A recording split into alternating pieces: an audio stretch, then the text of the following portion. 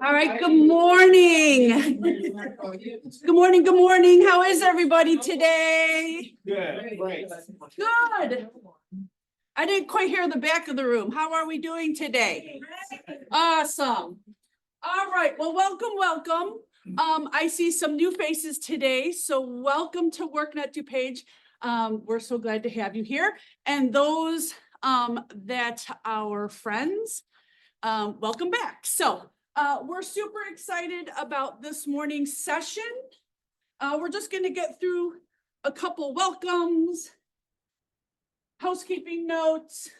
For those of you that are new to workNet DuPage, we'll talk a little bit about us after the presentation this morning. But just to introduce the team, most of you know Mark Dennison, except for those of you that are new today. Mark is not with us this morning.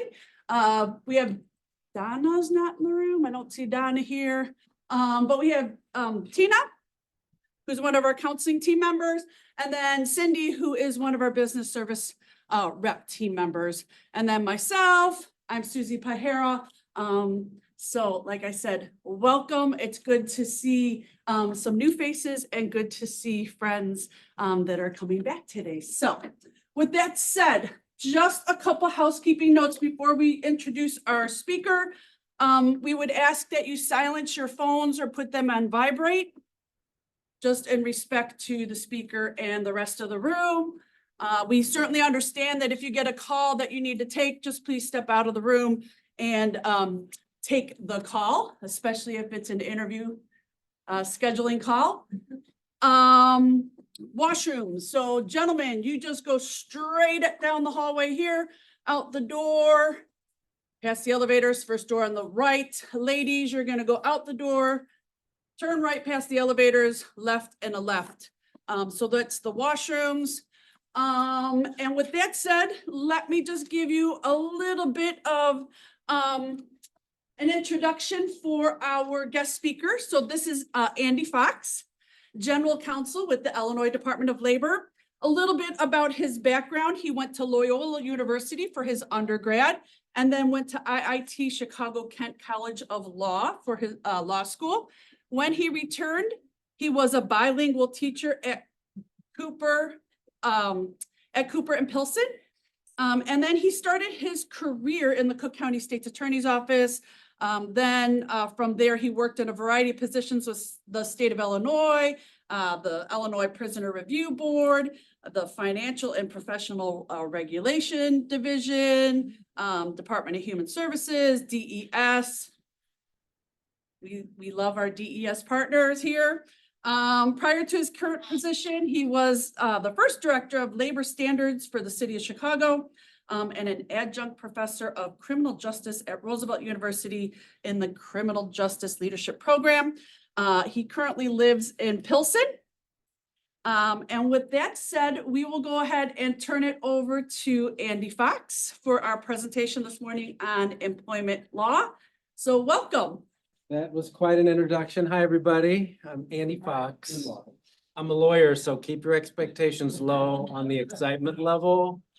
I have a tendency to be more of a cynic, kind of a dry humor. So sometimes I'll say things kind of deadpan. It might be a joke, or there might be some double entendre, just for those that are interested. This was done each year. They have the minimum wage, it goes up, and they had me out in the community, and I was wagging my finger at the camera saying, you know, pay the minimum wage. If you don't, we're coming for you.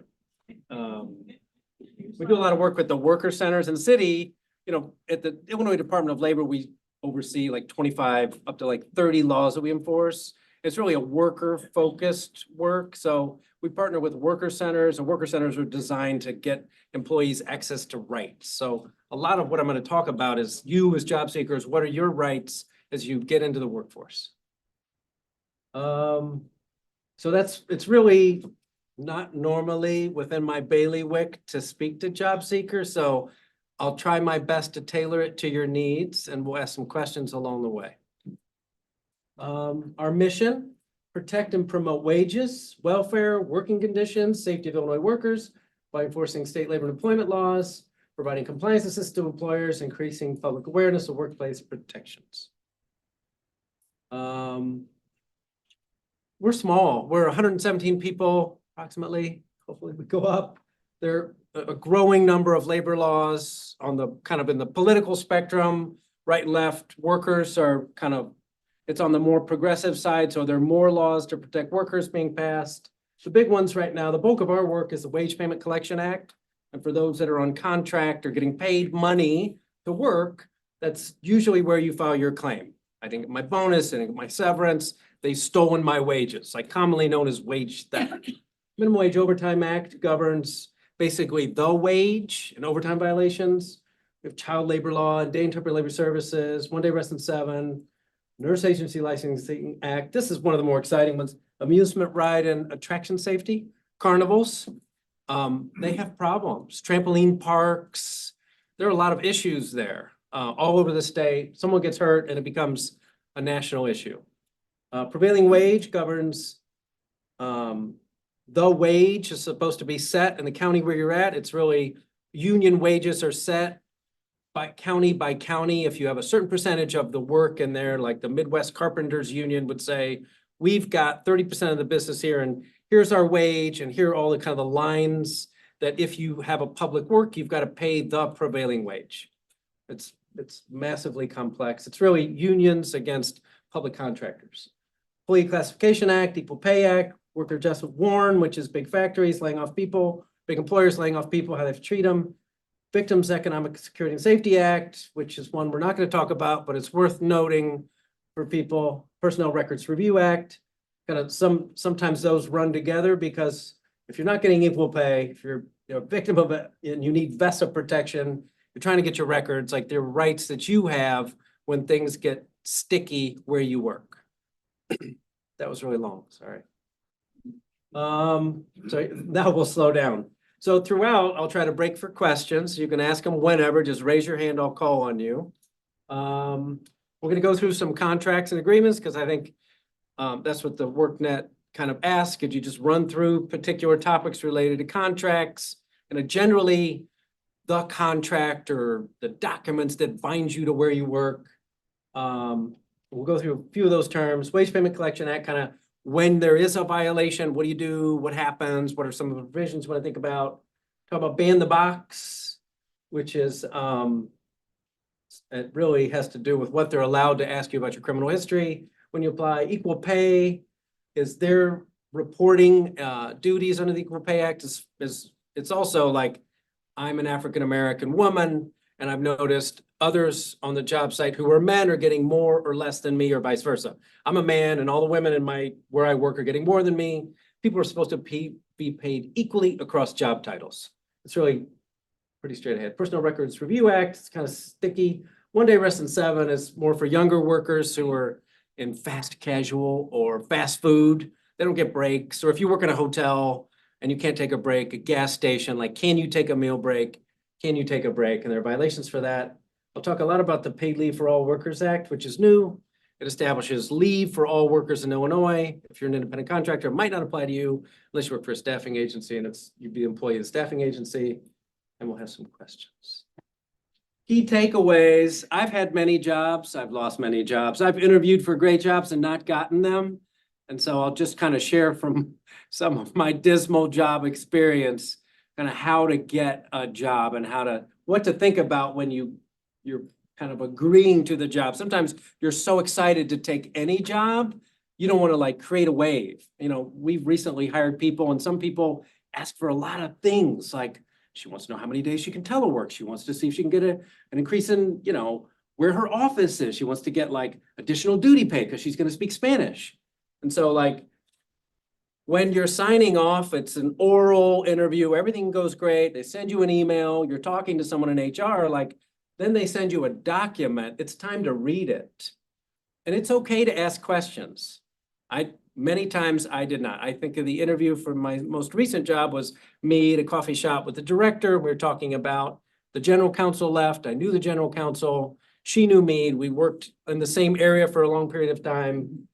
And when they sent over the documents, I just said yes. I really didn't dig in to the terms, the start date, any severance, any terms and whatever I signed off on were just affirmed, which I'm a lawyer, and so that's kind of, it's not really law that helps you here. It's just reading the terms of an agreement. Like some people are really good at leases.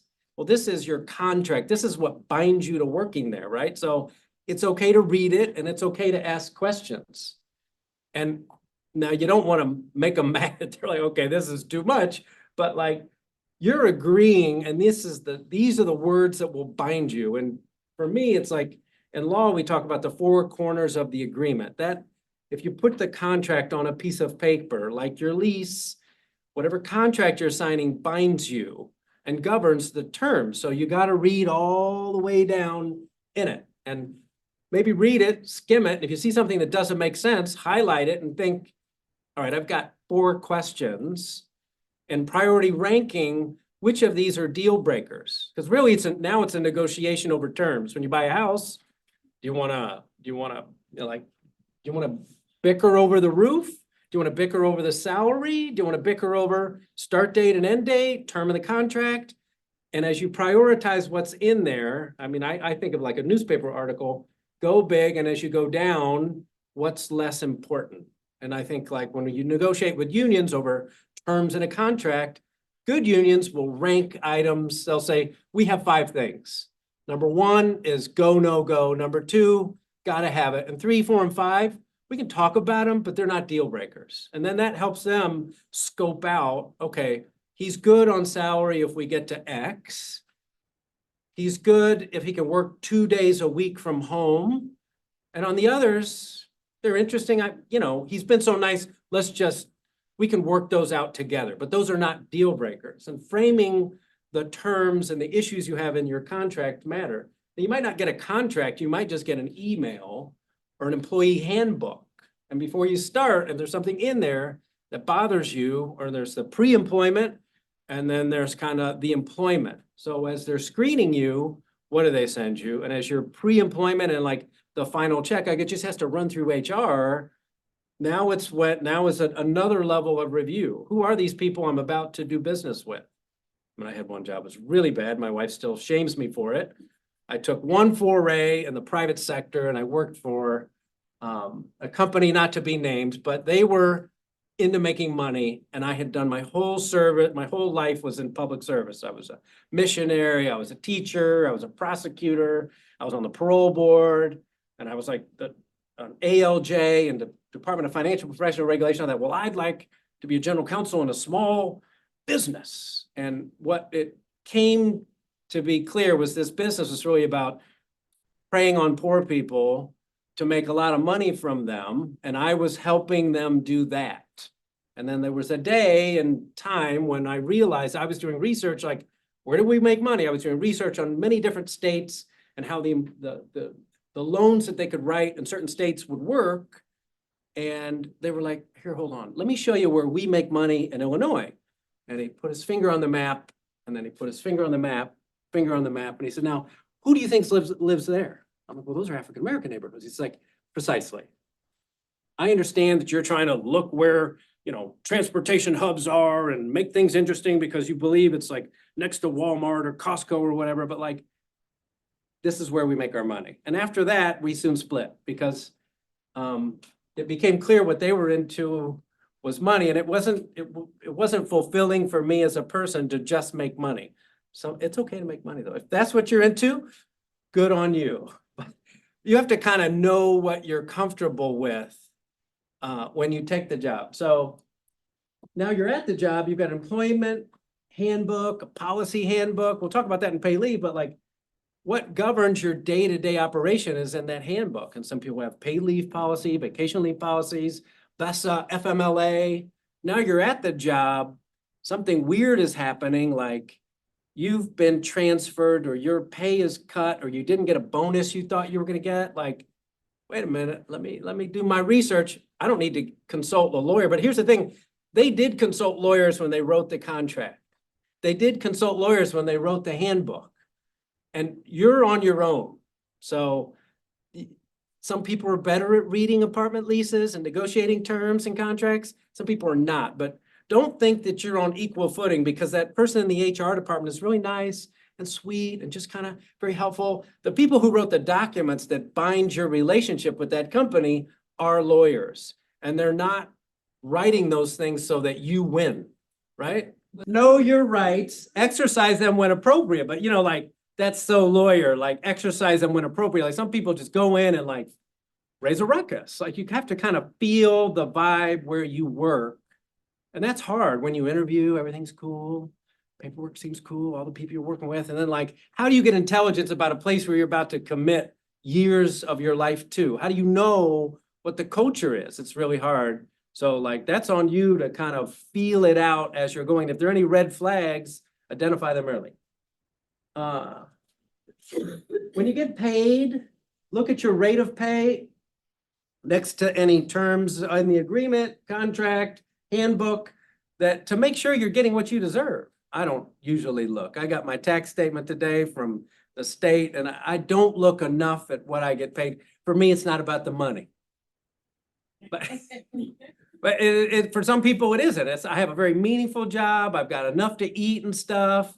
Sometimes I ride my bike a lot. I'm cool, right? But I know that I'm above that level. But for many people, it's really like the mortgage, the house, the insurance. It's all those things. Like, is this really what I thought I was going to get? So you really have to look at your pay stubs and your wage records closely, because some of the information about leave time, vacation time, paid time off, deductions for different things, those are yours to know. Don't just take the money and run. Get your pay stubs and know them. Read your policy on paid leave, paid time off, vacation leave, other leave, and other benefits. Those leave laws are all changing. We'll talk about those today. Keep records. I had an HR director when I was at the FPR. We had 1,100 employees, and she, back then it was paper. Every email I would write her, I was told she had a file for all the communications she kept. So it's okay to keep records on people. They forget. I mean, email's forever now, but like, if you keep records on what's happening and who you talk to and make memos to file about things that aren't going well at work, not that you have to be overly suspicious of everything, like it helps you in the long run. It helps refresh your memory, because I've done a lot of investigations into employees, managers, line employees, union employees, and like, it's really about creating records and knowing what you know well. To some of these, non-compete language, broadly the definition, the length of time the employee is bound to the non-compete agreement, the geographic location the employee may work in post-employment for the market they work in. If you're signing a contract and you see non-compete in it, I mean, that is a timeout, slow down moment. I'm happy to get this job. This is great. Like, this is the job I want, but like, whoa, if I leave after 2 years or 3 years, I can't get another job in a similar field in X amount, this geographic area in the same industry. Whoa, whoa, whoa. And now how do you raise that without them saying, well, we don't want you? What they don't want you to do is create a client base and take it with you and start your own company or a different company. It makes sense, but it's not designed to help you though. So we'll talk about paid leave, paid time off, vacation leave, but policies in there on those things vary. And now the law is you can take leave for any reason. It used to be, paid sick leave is I've got to have a reason. And the law has changed about the reasons you give and how much time you give. So we'll talk more about that later. If you see language about domicile, it really has to do with, am I subject to the laws of Illinois? Can I protect you when you file a wage claim? Or is the work performed primarily here in Illinois, even though they're headquartered in Nepal? So like, we protect Illinoisans, right? The work is, and if you're from Iowa, but you're here primarily doing most of your work in Illinois, we'll protect you under Illinois laws. And so even though they try to change jurisdiction and venue, you'll see language, jurisdiction, venue, domicile. Where is the company based? Where is the work performed? So even though you're teleworking for someone in Iowa, if you're performing work here, we want to protect you. That's the way Illinois kind of wraps itself around Illinoisans. And that's what we do. We analyze whether or not, where is the work performed? Where is the business at? So and that could be in the contract as domicile. we have like a business operations test we use. And so that becomes important in teleworking, working from home. And you want to get those terms out loud, like I've got a grandson, I've got kids, I've got daycare responsibilities, and I've managed my life so that I can, if I'm home 2 days a week and working nowadays, I mean, in the old days, that was crazy talk. No one worked from home, but in the pandemic has allowed many people to extend operations and shut down physical locations, although many are pulling people back into the offices. So now, under the Wage Payment Collection Act, go ahead, you have a question?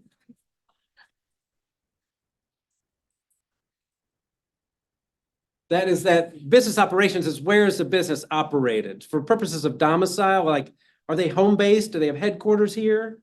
Like this, what's in this building? Voxa, Voya, some retirement company, they've got headquarters here, and you're in Illinois. The business is located here, the work is performed here.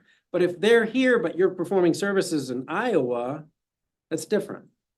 So it's really the business operations test is where is the business located? Primarily.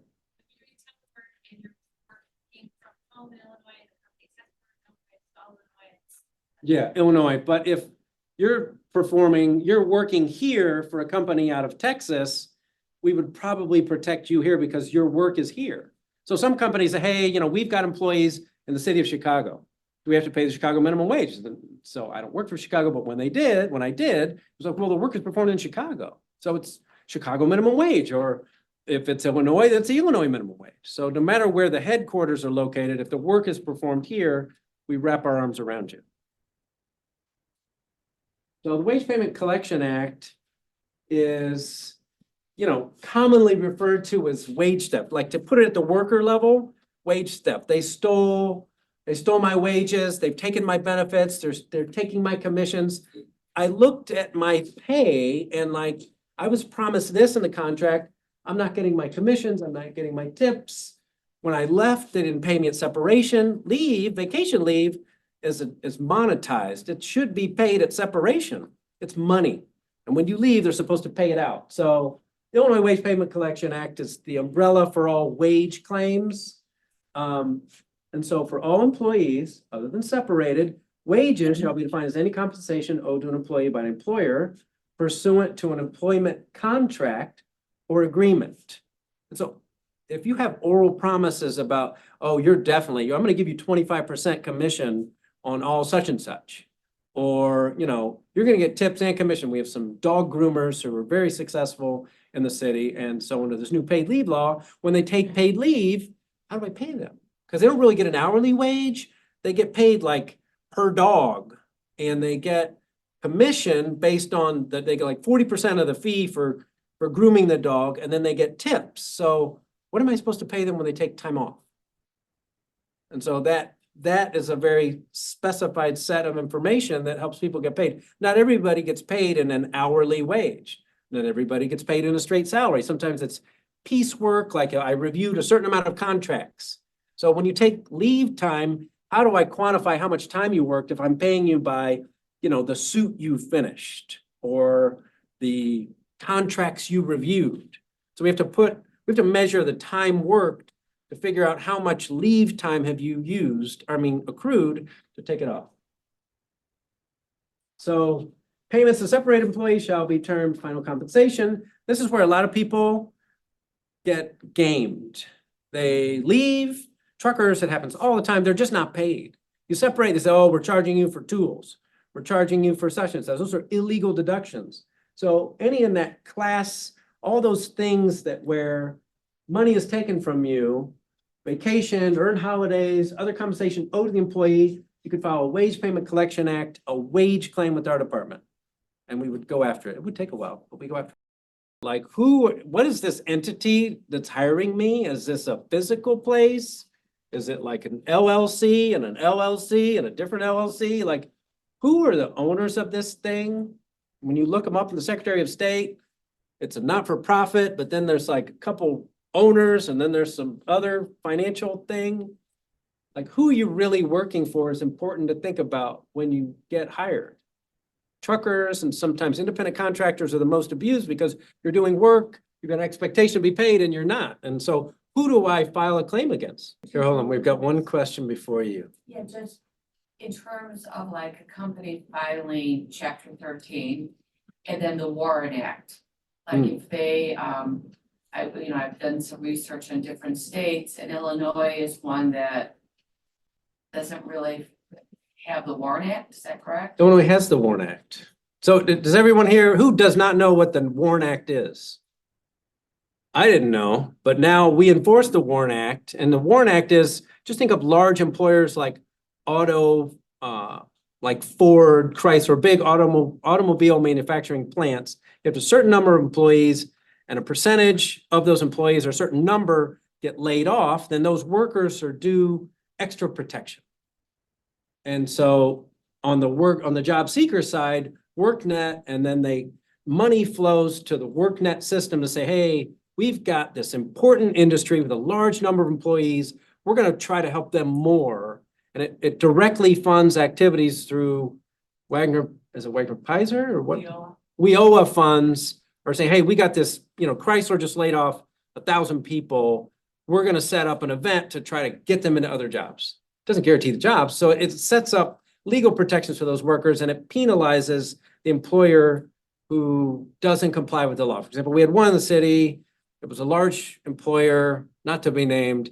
And because you have to lay off a certain amount of employees in a month, month one, they went under that number. Month two, under the number. Month three, under the number to get around the WARN Act. And so, and on the other end, your point about bankruptcy, they also file for bankruptcy. So they lay everybody off and they say, we're bankrupt.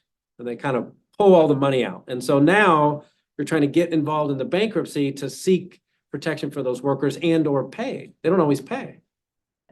So WARN is a very powerful act, but employers are not always interested in helping workers who are in those straits. They really figure out jurisdictionally, are we protected or not? Can we get around the law or not? What are the exceptions? And so WARN is very specific in application. Probably too much for today. Just know WARN Act, big employers. So common forms of wage theft, working off the clock. Hey, can you stay late and do something? Yeah, I'm a salaried employee. That's cool. But like getting workers, like we had a big restaurant case and it was, the servers had to like stay late. They worked double shifts, made a ton of money. They didn't get meal breaks. They had like common food, but they didn't let them take meal breaks. They put up food in an area and they would kind of walk by and eat. They were told to get on your tables. At the end of the night, like 1 a.m., they would log out and then they made them roll silverware and napkins off the clock after work. And so they were like, well, that's working off the clock. We should be paid for that amount. Not paying for remote work, wage theft, unpaid wages, wage theft, illegal deductions, meal break violations. Meal breaks are more common in certain places where it's hard to take a meal break, like hotels and gas stations are the most common places where it's hard to take a break.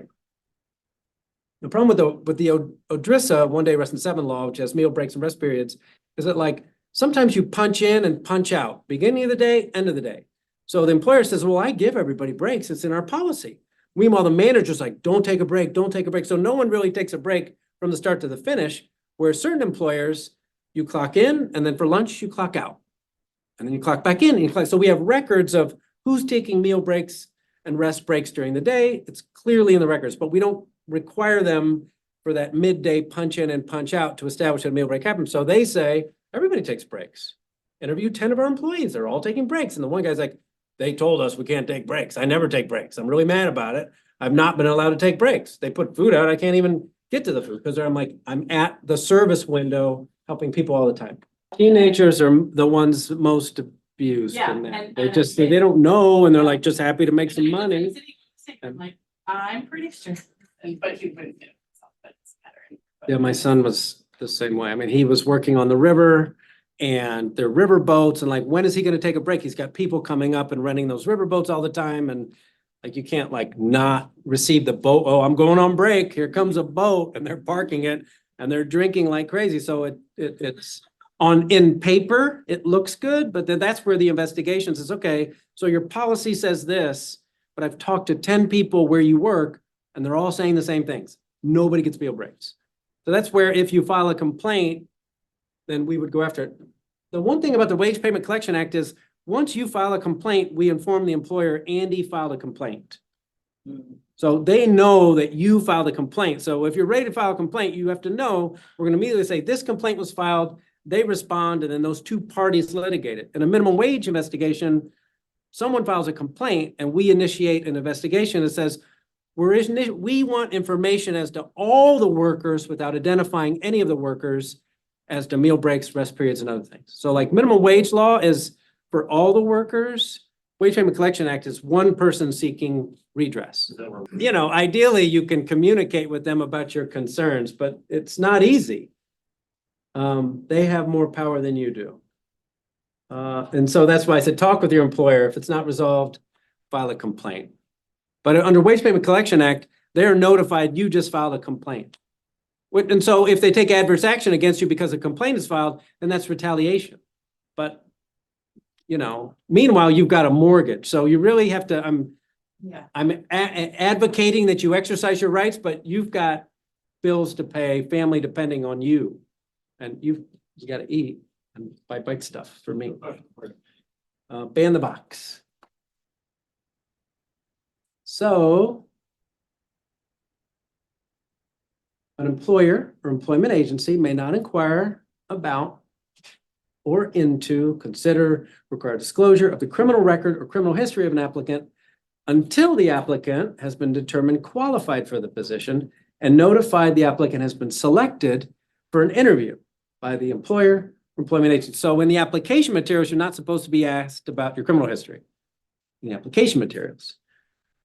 But once you've been selected for an interview, if there's not an interview until after a conditional offer of employment is made to the applicant by the employer or employment agency. So yes, they can inquire into it, but it's further down. Like now that you are kind of through hoop 1 and hoop 2, we can ask you about criminal history in certain areas, which is fair. You know, you're working in childcare, they should know whether or not you've got a sex offense in your background, right? They can't ask you at the first instance, but as now you've cleared the first couple of hurdles, you're about to be employed, I want to know if you've got a felony history.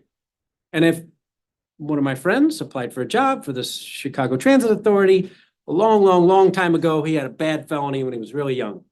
And it was like 25 years later, he worked at a factory, his whole adult career, factory shut down, and he was like really hard up for work. He applied for and got a CTA job. The background check back then took a while to clear. He said he had no criminal history. Had he said yes, they would have said, wait, oh, so when you were like 18, which is 25 years ago, you had this felony thing happen? Is this related to the job? Nah, for CTA, we probably like that you have that. I'm just exaggerating for effect. But like, whether or not it's related to the job is what they're supposed to do. Like, okay, now theft, however, a felony theft goes to dishonesty. So even though it doesn't seem like a high dollar amount or something, theft is an act of dishonesty. And in court proceedings, usually if someone has a theft conviction, then it's like they're prone to lie, and you can impeach someone's credibility because at some point in their past, they lied. And so that's important to know, and that could impact what they do. But like certain misdemeanor offenses they're not related to the job. In today's world, I think people are happy to get people who show up. Can you show up on time? Are you committed to the job? Are you qualified? Seem like a nice enough person? Let's do it. Because the people that are not qualified and impossible to work with and hard to understand because their communication skills are limited are many. So like, how do you get to that point where they're now offering you a job? You just be honest about whatever you have in your background and work through it when that time comes, because they will find it. So it doesn't prohibit employers from notifying applicants in writing of the specific offense that will disqualify them for employment in a particular position due to federal or state law or the employer's policy. Equal Pay Act is 2003, prohibits employers from paying unequal wages to men and women for doing the same or substantially similar work, requiring equal skill, effort, and responsibility under similar working conditions, same employer in the same county, except if the wage difference is based upon a seniority system. merit system, a system measuring earnings by quantity or quality of production. A lot of lawyer words there. You're supposed to be paid the same across similar job titles, generally.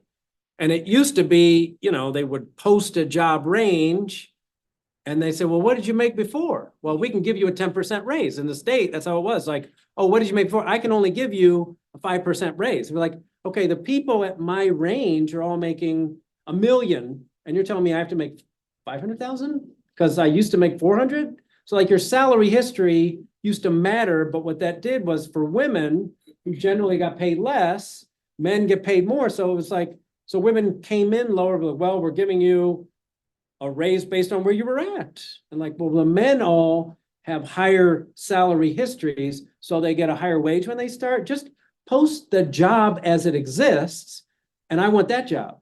Say it's $125,000, or say it's $80,000, or say it's $800,000, or, you know, $50,000 plus commissions.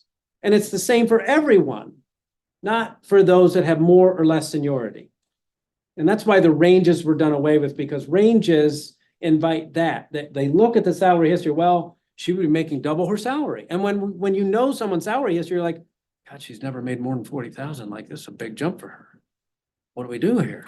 And it was really about women getting discriminated against for their salary histories. And so that was the basis for denying them equal pay. So equal pay looks to provide some stability. It could be the other way. Maybe you're at a female-dominated company. As a man, you're making less than everyone else. And so it's neutral on its face. So it's, you know, a man could also use Equal Pay Act. It has the words African Americans in the statute because when it was written, it was about race also. Race is now really tricky in many states. I'm just going to say that much. We just see it as equal pay, and we enforce it across race, class, gender, equally. So under the questions and answers from our website, if I perform the same work as a coworker or former coworker of the opposite gender, but I'm paid less, do we both have to work at the same physical location? So I'm in Joliet and you're in Schaumburg, wherever those are. I think Joliet's got a casino. That's off the I&M Canal, ride my bike. And Schaumburg, that's where my sons used to play soccer, right? So I'm limited in my geographic, but someone's getting more or less based on location. Is that fair? If I perform the same work as a coworker of the opposite gender, but I'm paid less, do we both have to be at Joliet? Do we both have to be at Schaumburg? No, men and women are supposed to receive equal pay for the same or substantially similar work that's performed with the same employer in the same county. But if they're different counties, that might be a problem. And that it makes sense though. City of Chicago's got a certain kind of, and that's the way wages are set in the construction industry and in the trades. It's really county by county. A carpenter in Sangamon County doesn't make the same as a carpenter in Vermilion County. It's county-based, but at least it's fair within the county where you're at. I want to be paid the same as all similarly situated FedEx managers in my county. The identity of all employees who file equal pay complaints will be kept confidential with the department while the case is pending. At the administrative level, the identity of the complainants shall be kept confidential unless someone wants us to inform the employer of that. The confidentiality provision does not apply in cases alleging retaliatory discharge or retaliatory discrimination under the Act. The law exists to protect people, and we appreciate that sometimes it's difficult in implementation and there are challenges. But if we do nothing, we did nothing. So, I try to glass half full it. We pass laws to create an environment where these things are complied with, and bad actors exist everywhere. I've got to be as real and direct as I can about that. Right. Just saying that. But that would be an action. A private lawyer could take that and litigate the heck out of it and make money on it and bill them and win and find other people in the similar situation and make money on it. Lawyers do that for money. We do it for nothing. We enforce the laws as written for nothing. But people can also hire counsel to seek redress in the same areas. I can't dwell on what Right. bad exists. I've got to enforce the laws as written. I've got to elevate play. I've got to inform employers what the rules are, and I've got to hope that people don't experience those things. Personnel records. Sorry, I hate to be so terse, but I'm trying to breathe some life back into the next one, which is the Personnel Records Review Act provides an employee with a right to review, copy, correct personnel records. This is what people do after they're separated and they realize, oh man, everybody's getting paid more or less, or this happened or that happened, or I talked to Susie, she said so-and-so said the real reason they did it was such and such. You want to get your records. I need my records. I'm about to sue you. I want my records. It gives you a right to review, copy, correct personnel records. An employee may seek review of their personal records up to 1 year after leaving employment. It's not easy though. That person in HR department is not on board with this, probably. I bet they're not on our website like, oh, John just submitted the request for his records. We better get those over right away. John, we'll meet you at wherever you like. We're going to stop everything we're doing because you were such a good employee. We terminated you. And now clearly you're getting ready to litigate this issue. So like, this is where an enforcement action happens. Someone who's had a bad relationship, who probably wasn't a perfect employee, and the employer is documented, it's like a paper trail between the two of them, but they're entitled to their records and they've got to give them to you. Because while you're also seeking your next job, you're trying to get redress for that last job. You know, you're probably on to your next job or figuring out how to feed yourself and your family, and you're trying to at least get some redress over this. So they request it and you can get it for up to 1 year after separation. When you request, what would you be expecting to receive? I mean, what would be in a personal record? So to speak? Disciplinary action. Anything that's not exempt, It would be emailed between something. you could ask for all of it. You know, Yeah, like between, what is say, my manager- disciplinary history? Yeah. What information? They might say that some of it was exempt or confidential. Or like if me as the lawyer was advising them, you need to terminate her based on the law. She didn't disclose his felony conviction and we need to let her go as soon as possible.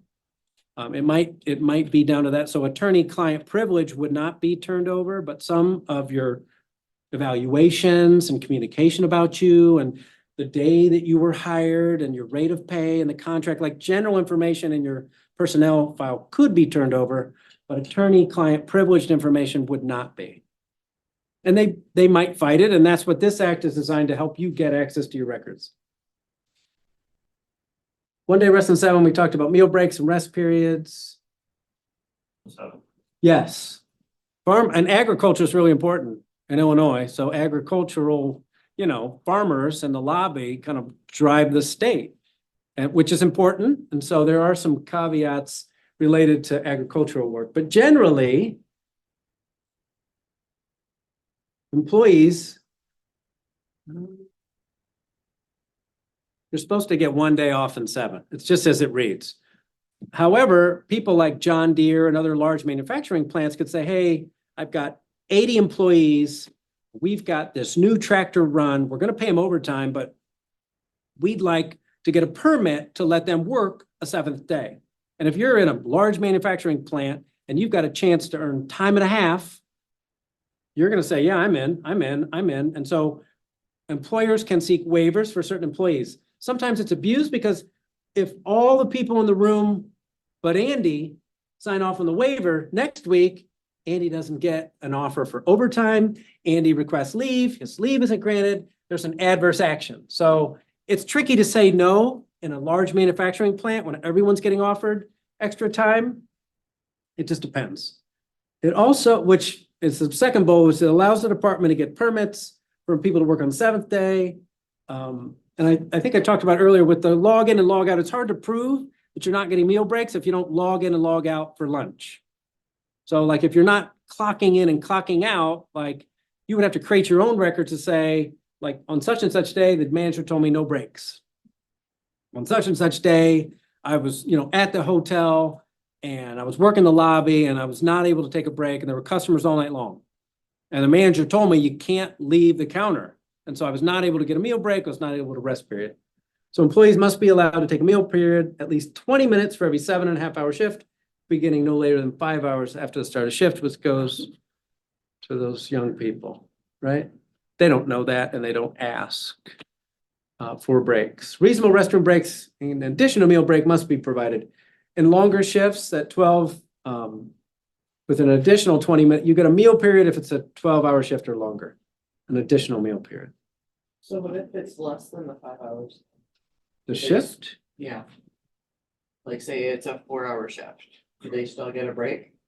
no, because it's less, if it's for every 7.5 hour shift, Not even a 15-minute break? the law is as it's written. Okay. Sorry, lawyers are pretty boring. Well, We just interpret the law as I written, have so it's like, employees that work part-time and so they don't work a 7.5 hour shift. so they get one if they work a 7.5 hour shift. Generally, you would think they had a meal break or rest Yeah. period on the books in their policies. That'd be something to look in the policies Okay. for.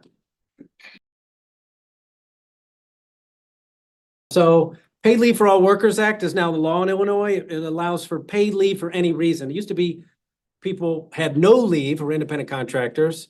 And now independent contractors are still not employees under the law unless you work for a staffing agency. But if you are a true employee, if you're an employee, then you're allowed to take paid time off. It used to be paid PTO was the norm. The new law, paid leave, is really about taking time off for any reason. You know, think if you had a medical condition, if you have sick leave and you take time off, you have to inform your employer, I'm sick. I've got a contagious disease, or I'm getting a transgender surgery. You have to reveal a medical condition to an employer that's really not their business. So paid leave strips away the ability of employers to know what's yours. It's confidential medical information. You're not going to have to provide to an employer. I'm taking time off. And so paid leave provides for taking time for any reason. It's really more important on that respect than other types of leave. Vacation leave is monetized, you earn it. And if you don't use it, when you leave, it can be cashed out. So Does that fall under contract workers? So in other words, if you're a 1099, no, you're probably not getting paid leave. During certain periods of the year, you might work up to 35, 40 hours a week. It doesn't distinguish between part-time and full-time. So if you work 10 hours a week, you're an employee, you earn sick leave, paid time. So the leave can, and there are different kinds of leave. There's sick leave, vacation leave, bereavement leave, personal leave, family medical leave. The new law is paid leave for all workers. So if you're an employee, generally someone who files a W-2, or if you're misclassified as an independent contractor, but you're actually an employee, most workers are entitled up to 40 hours of paid leave per year. So I put PL equal paid leave. PLAWA is a paid leave for all workers act. So you accrue every 40 hours you work, you earn 1 hour. So in 40 weeks, you earn 40 hours, which is 5 days of leave that you no longer have. Think of all these all over the state. They're employees and small businesses, big and large. Now they have paid time off, 5 days a year. If you work less, you earn less. So if I only work 10 hours a week, in a month, I'd work 40. In 1 month, I'd earn 1 hour of leave. In 12 months, I'd earn 12 hours of leave, which is more than zero. So you can take time off under the Pay Leave for All Workers Act. Many employers, when you're true employees, not true employees, but if you're an independent contractor filing a 1099, this really doesn't apply to you. But for W-2 filing employees, most companies have existing leave policies. So they've got vacation leave, paid time off, certain forms of paid leave. What they're doing is they're saying, okay, the state requires a 40-hour minimum. Do we meet or exceed the state? If they have an existing policy that meets or exceeds the state, they don't have to change their policy. Except that it has to allow leave for any reason. So they're converting what used to be paid time off or paid sick leave. They're now calling it paid leave or paid time off. And they're just eliminating the requirement that you have to produce like a doctor's note. They can't ask you for proof of why you're taking the time off. There are some exceptions to that. How are we on time? I'm really, what? You're good. I'm good. So most people are not asleep yet, so I am okay. Employees accrue or earn 1 hour for every 40 hours worked. Kiana works 10 hours a week for a total of 40 hours a month. As I said, I'm a lawyer, so I'm really bad at math.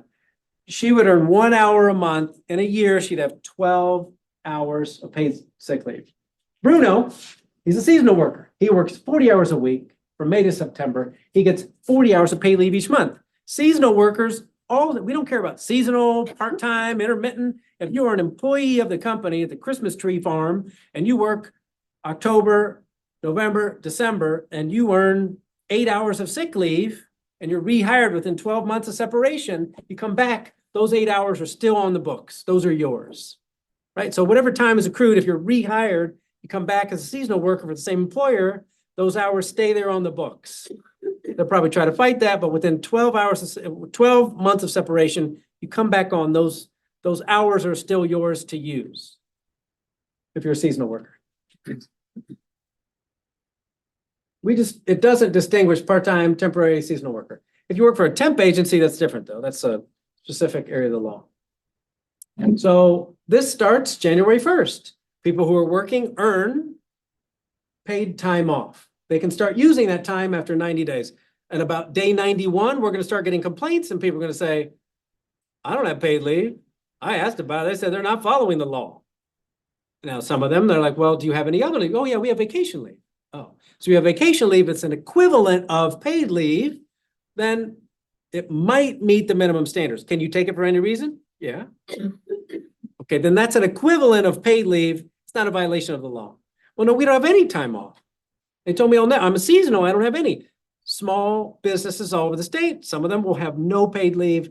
They'll ignore the law and just act like they don't know what's happening. I mean, they're paying people on QuickBooks and through text and Venmo. They don't understand. They might be W-2 filers, but they're small. And we appreciate that. And we're going to help them get into compliance. So you file a complaint, we're going to call them up and say, hey, check it out. We got a complaint. You don't have paid leave. And you told your employees you're not paying them any time off. Oh, yeah. Do you have a template we could use? Like, what? No, we don't have templates, but you need to comply with the law. Well, I want to get in compliance. Can you help me out? I mean, I've done cases in the city, small, taquerias, sandwich shops, laundromats. They didn't have any. They had to have sick leave at that time. They didn't have any. But they're good people and they're trying to stand up to the law. We'd say, okay, fine. I won't put any fines if you make your workers whole, pay them what you owe them, and put something in place just enough that it covers them. We're going to go away. Same thing with minimum wage violations. You're not paying minimum wage, or they're not making enough in tips to cover the minimum wage. You have to pay them some money, make them whole, and we'll go away. The Illinois Department of Labor is more about making workers whole than it is feeding the coffers of the state. It's really about make the workers whole. We're really busy. There are bad actors out there, like the ones you know about. There are bad actors out there. We need to apply resources to the bad actors. If you're interested in getting in compliance, we're going to get you there. Well, that's how I hope we are. What about companies who say unlimited PTO? It sounds great, right? You have unlimited PTO. You can take it off whenever you want. But if you have to prove why you're off, it's not unlimited. It would violate paid. So Say you that have to, again. if they provide you have to provide a reason you're taking for it, then it's not leave for any reason. Leave is like, I'm taking off. I got some Cubs tickets. You don't have to give them a reason. Taking off. My brother called, I got Cubs tickets. I would never see the Cubs. I'm just using that as an example. I live on the south side, and I don't even like baseball, but I've only gone to see the Cubs because it was a party. But you get tickets, you can say, I'm taking leave. I'm out, can't come in. Now, there are foreseeable reasons and unforeseen reasons. Some reasons are foreseeable. If you knew you had Cubs tickets, you're supposed to let them know within 7 days. I'm taking off at the end of the month. I've got an issue. You don't have to provide the issue because, like I said, with the medical issue, you don't have to tell them your confidential reasons for taking the time. That's the purpose of the law. It's yours. I earned this time. It's mine. I'm taking it. Thanks. And you take any adverse action, I'm going to file a complaint. And then Andy guy's going to come after you. You'll see. Question. Don't you have to work around? I mean, obviously, people have a business. to Well, run. right. So the Christmas tree farm, and let's use bikes because I love bikes. The bike manufacturer says, hey, November is our busy month. That's when we make all our sales in December. I'm going to need to maintain minimum staffing in December. in November. So if based on kind of who files first, we got to have at least 15 people. So as we get toward 15 people, people take time off. Hey, I'm going to have to deny yours because it's a business operational need. If you have a handbook that spells out our busy months are October, November, December, and so we might have to restrict leave during that time, they might be able to deny it. If it's a reasonable policy and it's communicated to the employees. Question? Did I talk to It's a you? concept of unlimited PTO, right? That's, it sounds, When you are discharged, what are they going to? Give yeah, you? you've got no accruals. Yeah, there's no approval. Well, that's part of why they do it. They don't call it vacation leave. Vacation leave is monetized and it's yours. It's money that you earned. It's like a chip in the bank that you get paid out. That's why they call it unlimited leave. Like, take off when you want. And PS, you're not getting any bonuses because you took off a lot of time. Or you're so happy when you get it, oh, I have unlimited time off, you will not end up taking most. of it. Right. And then you're right. You see the culture there is work. And people take time off. It's like, oh yeah. And Andy guy's really lazy. He's always talking about his bikes. He's always riding his bikes. He's not getting the big bonuses everyone else is getting. So Andy starts showing up more. He starts working more. And this unlimited PTO thing is really a ruse, right? Stuff to watch out for. I mean, those are things you negotiate for and talk about, but like when you're just trying to take a job, it's like in the priority of what's important, like, all right, so I got good wages. It's near my house. I got really good wages. It's a contract. It's got this non-compete thing at the end. Do I take it? Oh, they seem really nice. The HR lady was grouchy, but the rest of them seem really nice. I don't know. It's, those are life decisions that are hard to know going into. Unlimited PTO, though, is not always what it seems. That's something you would want to read to the letter. So I'm going to get to this. Employees do not need to provide a reason for taking their leave. That's what the any reason means. They don't have to provide any documents or proof, like a doctor's note. Any employee can choose whether to use paid leave or any other leave provided by the employer. So I want to take paid leave, or I want to take vacation leave, I want to take sick leave, I want to take FMLA. The employee chooses the type of leave they want to take. And the new law, you can request accrued paid leave verbally. I need to take off tomorrow. Unforeseen thing happened. No notice. Or via written email request. That would be okay. I would document it later on, but I cannot come in tomorrow. I got a call. This guy wants to go see the Sox. I like the Sox. That's the South Side. South Side pride. No matter how bad we are, we love the White Sox on the South Side. Your employer can have a reasonable policy that requires you to let them know before you take the leave. So certain types of foreseeable leave, they can ask you to notify them, but it's not the reason why. I want to take leave this period of time. I need to take some leave. It's foreseeable. If it's unforeseen, it is supposed to protect. I got in a car accident. It was unforeseen. They don't discipline you for being a no call, no show. I got in a car accident and now it's 3 days later. I wake up in the hospital. Hey, I had to take some leave. You don't have to provide the why. If they could ask, like you have to produce it, I was in a car accident. But it's to protect the no call, no show discharge. You provide the reason, like, well, we can't discharge him. He just provided the reason that he got in a car accident. Oh, we can't discharge him. He's not a no call, no show. He took paid leave, but it was an unforeseen circumstance. The law now protects you for that. The no call, no show situation, and you're going to apply paid leave to that time. It was unforeseen. You didn't know it was going to happen, so you took it. You could also take the Sox tickets and say it was unforeseen. I didn't know my brother was going to call me. It came up last minute. And so I took the time. Why'd you take time? Because I went to the Sox game. So we're going to have written rules that kind of lay out for employers what they can and can't do in that space. But generally, you can now take leave for any reason. Some employers front load. That means you don't accrue, but at the beginning of the year, you get 40 hours of leave. And so then you just use it down to 0 during the year. Yeah. One quick question, go back to the leave. Some companies, they have a points, like they do, if you are sick, they make a point for you. Okay. That's now illegal. So, Attendance points-based system. So take leave whatever you want, but not when you hit 15 points, you're discharged. Attendance-based point systems are now against the law. Front loading is when you load leave at the beginning of the year. When you start, you're gonna get 40 hours, January 1st, we give you 40 hours, use it whenever you want. We really don't have time to run the books and accrue and then pay you out. You can use the time whenever you want. You got 5 days of leave or more. If front load it, rollover is at the end of the year. If you have any accrued leave, it rolls over. If you front load, you don't have to roll over the hours. Some businesses are January, December on a fiscal year, some have different fiscal years. So when your particular year ends and stops is up to the employer. Some people are July 1st to June 30, so they might front load at July 1st. Just depends. That's something in a handbook. So they can't ask you to pay the money back if you took it without accruing it? They cannot. Benefits given cannot be recuperated that way. They can't take leave that you've used when you separate. That's new too.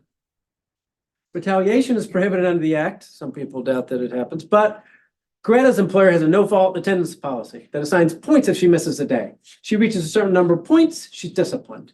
She takes a day off, her employer may not assign a point, take any negative action. So if she's taking paid leave, they can't assign points to her. She's taking paid sick leave, they might assign points. For the last year, Nabil has gotten 1 day of overtime every week. This week, he takes a few days of paid leave. All of a sudden, he notices he's no longer got overtime. That's an adverse action, like, oh, we used to give you a lot of overtime, you take some time off, you know what, you're not getting overtime anymore. That would be an adverse action, that'd be something we would be interested in.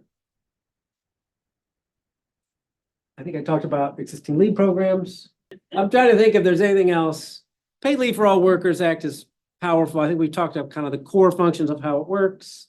Union employees are usually excluded because they've got a collective bargaining agreement. Overtime exempt employees, if you're a manager and you work 60, 70 hours a week, you only accrue 1 hour per week because it's, in the Fair Labor Standards Act, we just determine the work week to be 40 hours. You get 1 hour per week. Rate of pay is tricky depending on with the dog groomer, fact pattern. Commission workers might make more than the minimum wage. So we have to figure out when that person who makes $80,000 a year takes a day off, what should they be paid? Are we figuring in their overtime or figuring in their commission or figuring in that they're on call or they self-schedule? So like the rate of pay is really important. They have to be paid at least the minimum wage, but like, what is the rate of pay? That's an issue that's it's got some nuance and complexity to it, but you should probably be paid what you earn when you take time off, right? You don't expect to, you're making $100,000 a year, which 20 years ago was like money. Now it's like you're barely, you're a line employee. I mean, it doesn't go nearly as far. So like when I take time off, do I get the minimum wage or do I get my rate of pay? So there are provisions in the law that you should be paid generally, I'm just kind of catch-all, should be paid what you earn when you take time off, not the minimum wage. People can deny requests for paid leave, but they've got to have it in a reasonable policy. In the Christmas tree fact pattern or the bike production facility fact pattern, we allow businesses to say, hey, listen, during certain times of the year, during certain peak production, we might deny time off requests. And it's based on seniority or based on such and such. But think of like a fire department or police department. They've got minimum staffing levels based in law. Some employers kind of have to keep the business operating. So if they define that in the policy when you're hired, we wouldn't find that to be a violation. I think we talked about vacation time is paid out. Paid leave is not paid out. Sorry. Salary history. I think we talked about salary history. Employer requirements. Under the law, they've got to keep track. They don't have to produce on your wage record the amount of hours you earn in paid leave, paid sick leave. But if you ask for it, they have to give it to you. And so like in most, when I was doing the city, a lot of times people are like, I have no idea if I have sick leave or not. They say I do. And of course, like when you investigate them, like, of course we have paid sick leave. Of course we have paid leave. Do the employees have any? No one knows because an HR person doesn't tell them the hours. So when they take time off, they don't know if they're going to be paid or unpaid. If they're unpaid, then it could be no call, no show. So now if employee asks, the employee should be told the hours that they have on the books, something to keep track of. Bigger employers just put it on the pay stub. You see sick leave, vacation leave, and when you take a day off, you see that you were paid vacation leave, sick leave, whatever it is. That rate of pay is important. Thus, it goes back to the wage records conversation. What are our key takeaways from today? What did we learn? This is a survey for all. Yes. Yeah. Okay, so I'm a registered nurse. I'm in the state of Illinois and the state of Indiana. I have two questions, and you're probably gonna say you need more information. One is requesting time off and patient abandonment. Requesting time off. So if I'm working for a company and I'm assigned a patient and there's no other caregivers that are assigned to them, and I have said, okay, by your slide. Healthcare has some challenges because, One day, verbally or through an well, email. but the healthcare industry has minimal staffing But I level. can't But abandon is, my patient and they can fire me for patient abandonment. right. So I don't. I mean, doesn't that sound reasonable? Like if you were a doctor performing a medical procedure and you wanted to take a break because you reach your meal break period, it might be a problem. So like in the medical industry, there are limitations about staffing levels. There's some exceptions for you as a nurse. Who else? You had your hand up? You're next.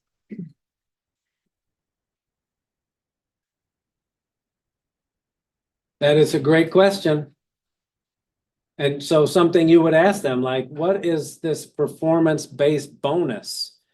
Could we have some information about it? But even asking kind of puts you in that group. Is there a way to collectively ask?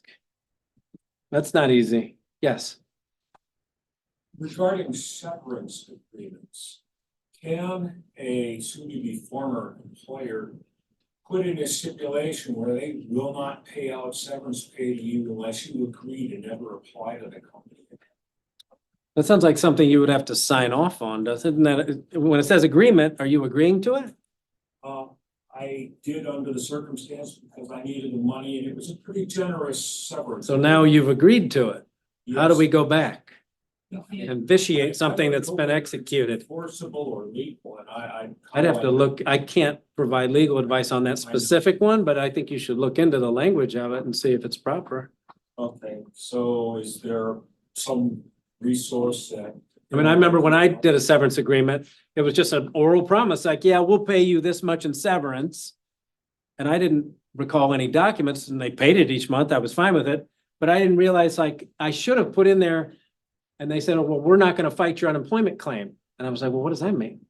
I've never filed for unemployment. So I was really unemployed. And so what was the impact of receiving payments after I left employment there? But I was collecting unemployment and I figured out it was okay, but like at severance, it's really important to think about if I take this money, am I still gonna, I mean, I've earned unemployment and I could get 26 weeks of unemployment for the next 52 weeks. Is this thing I'm agreeing to gonna impact my ability to get unemployment? Are you gonna fight my unemployment insurance claim? And that's something to talk about at severance. Like, okay, you're gonna give me this much money, but like, you're also gonna fight my unemployment. Like, that little bit of money I get each week is at least steady. The severance is an amount, but I'm gonna spend that right away, or I'm not really good at managing money, so I don't know. But the unemployment insurance, is something you can bank on over time. And so at severance, those are things to slow, I mean, really, you want the money. But it's a moment to slow down. As in Don't they usually pay severance in one lump check sum. lump sum? So that might.